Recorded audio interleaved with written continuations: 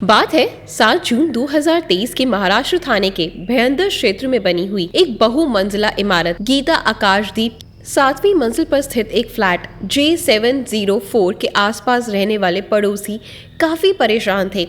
असहनीय बदबू अब उनके लिए मुसीबत बन चुकी थी। जब बदबू बर्दाश्त से बाहर हो गई तो उन्होंने इसकी सूचना पुलिस को देने की सोची। पुलिस किसी अनहोनी की आशंका में आनन फानन में फ्लैट के अंदर पहुंची तो देखकर सबके होश उड़ गए। घर में महिला के कुछ टुकड़े पड़े थे, कुछ टुकड़े बाल्टियों में खून के साथ थे और कुछ रसोई में एक कुकर में उबाल कर रखे गए थे। पुलिस वालों ने ऐसा मंजर अपने करियर में कभी नहीं देखा था। किसी की समझ में नहीं आ रहा था कि आखिर यहाँ हुआ क्या है। चारों तरफ अफरा तफरी का माहौल था। सभी अपने अपने प्रयास लगा रहे थे। आखिर हैवानियत की सीमाओं से परे ये मामला था क्या? दरिंदगी का ऐसा घिनौना खेल खेलने वाला कौन था? आखिर उसका मकसद क्या था? तो आइए अब देर किए बिना आपको ले चलते हैं इस घटना की ऐसी सच्चाई की तरफ जिसकी आपने कल्पना भी नहीं करी होगी। आगे बढ़ने से पहले हमारे चैनल को आप सब्सक्राइब कर लीजिए, लाइक कर दीजिए और साथ ही साथ बेल आइकन को जरूर प्रेस करें ताकि कोई भी आने वाली इस तरह की इन्फॉर्मेशन आपको सबसे पहले मिल सके। ये कहानी है लिविंग रिलेशनशिप की, जो आजकल के दौर में काफी आम बात है। कहानी के मुख्य पात्र एक 36 वर्षीय महिला सरस्वती वैद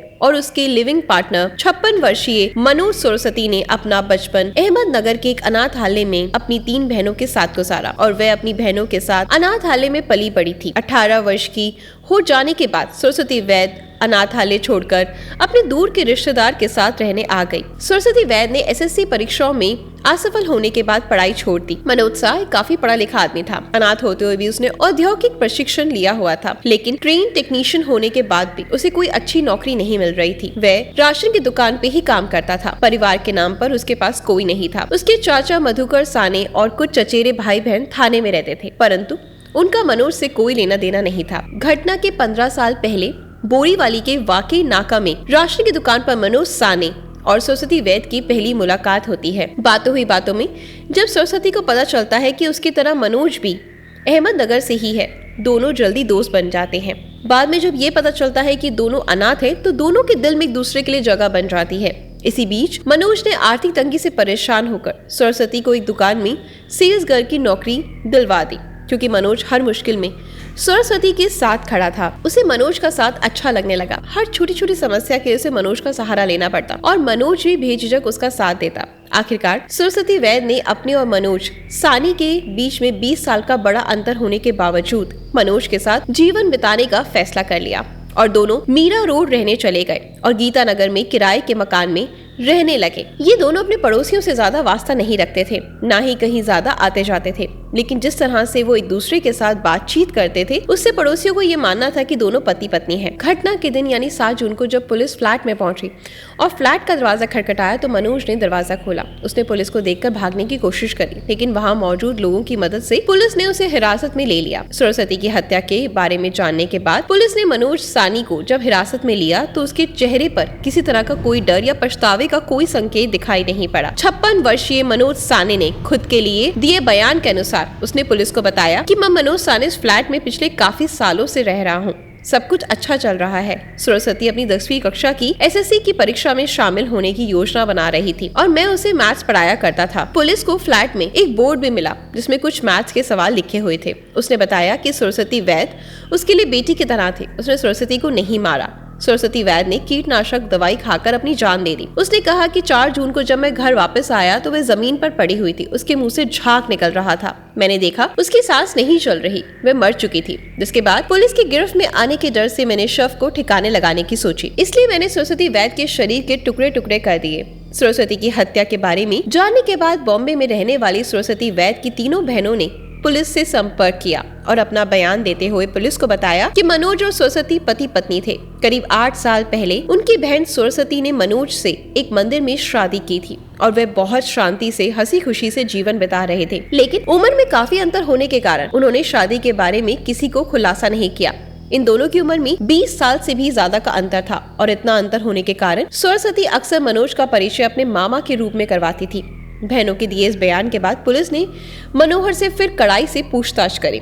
उसने शादी की बात मानते हुए कहा कि सरस्वती स्वभाव से बहुत शकी थी और उसे लगता था कि मनोज उसके साथ बेवफाई कर रहा है। सरस्वती की इसी शक के चलते दोनों के बीच अक्सर लड़ाई झगड़ा होता रहा। घटना के दिन भी ऐसा ही झगड़ा हुआ। लेकिन उस दिन मनोज काबू से बाहर हो गया और घर से बाहर चला गया, जिसके चलते सरस्वती ने गुस्से में आकर कीटनाशक पीकर आत्महत्या कर दी। लेकिन जिस समय ये घटना घटी वो घर में नहीं था। जब वो लौटकर आया तो सरस्वती को मरा हुआ देखकर बुरे तरीके से वो घबरा गया। उसे लगने लगा कि सरस्वती वैद्य की हत्या के आरोप में उसे पकड़ लिया जाएगा। शव को छुपाने की कोशिश में टाइल कटर से मशीन से सरस्वती वैद्य के मृत शरीर के टुकड़े कर दिए। हिरासत में लिए जाने के बाद कोर्ट में मनोज के वकीलों ने कहा कि ये जज साहब, इसकी मानसिक हालत खराब है, इसलिए छोड़ दिया जाए ताकि वह अपना इलाज करवा सके। माननीय जज ने जब पुलिस को आदेश दिया कि मनोज का टेस्ट करवाया जाए, झूठ और अपराध कभी नहीं छुपता और टेस्ट की रिपोर्ट में ये सच्चाई सामने आ गई। जीजी अस्पताल में इस बात की पुष्टि की गई कि वह मानसिक रूप से पूरी तरीके से स्वस्थ है और उसे कोई मानसिक बीमारी नहीं। इस बीच पुलिस को मनोज के फ्लैट से काफी अजीब चीजें भी मिली, जैसे एक हथौड़ा, एक टाइल कटर, एक मांस के साथ एक प्रेशर कुकर, मांस के पके हुए टुकड़ों के साथ 2 प्लास्टिक की थैलियां, मांस के टुकड़ों के साथ एक प्लास्टिक टब, भुने हुए मांस के टुकड़ों के साथ पीतल का भगोना, मांस के टुकड़ों के साथ 2 स्टील के चम्मच किचन स्लैब पर रखे हुए थे। सरस्वती के बाल और बदबू से बचाव के लिए इस्तेमाल किए जाने वाली खुशबूदार तेल की शीशियां। दरअसल आसपास पूछताछ करने के बाद जब पुलिस एक दुकान कार्तिका एंटरप्राइजेस तक पहुंची, दुकान के मालिक ने बताया मनोज चेन शॉ की मरम्मत करवाने यहाँ आया था और ये पूछने पर कि वह उससे क्या लेता है, उसने कोई भी जवाब ठीक से नहीं दिया। अब पुलिस के हाथ में पुख्ता सबूत लग चुका था। उन्होंने अपने तरीके से मनोज को रिमांड पर लिया और आखिरकार उसने सब कुछ सच उगल दिया, जिसे सुनकर सभी के होश उड़ गए। उसने खुलासा किया कि दरअसल शक की सरस्वती नहीं बल्कि मनोज खुद था। उसे लगता था कि सरस्वती के और आदमियों के साथ नाजायज रिश्ते हैं और यही शक सरस्वती को मारने का सबसे बड़ा कारण बना। उम्र में वह उससे काफी बड़ा था और इसी इनसिक्योरिटी के चक्कर में उसने गुस्से और जलन में आकर सरस्वती को मौत के घाट उतार दिया। मनोज ने बड़े ही शातिराना ढंग से हत्या की योजना बनाई थी। जब पुलिस द्वारा उसकी गूगल सर्च हिस्ट्री जांच की गई तो पता चला उसने हत्या से पहले यानी 28 और 29 मई को गूगल में घातक कीटनाशकों की खोज की थी और साथ ही गूगल में ये भी सर्च किया था कि किस शव को गलाने के लिए कितना समय लगता है, शव को टुकड़ों में कैसे काटा जा सकता है और उन्हें कैसे ठिकाने लगा सकते हैं। फिर गूगल से मिली जानकारी के अनुसार ही उसने पहले हत्या के लिए जरूरी सामान इंतजाम किया। उसने 1000 की टाइल कटिंग मशीन, 4000 के 200 वोल्ट वाली इलेक्ट्रिक चेन 100 खरीदी, फिर कीटनाशक दवाइयों का इंतजाम किया। यहाँ तक कि शव की सड़ान को रोकने के लिए खुशबूदार नीलगिरी तेल के 5 बोतलें भी खरीदी।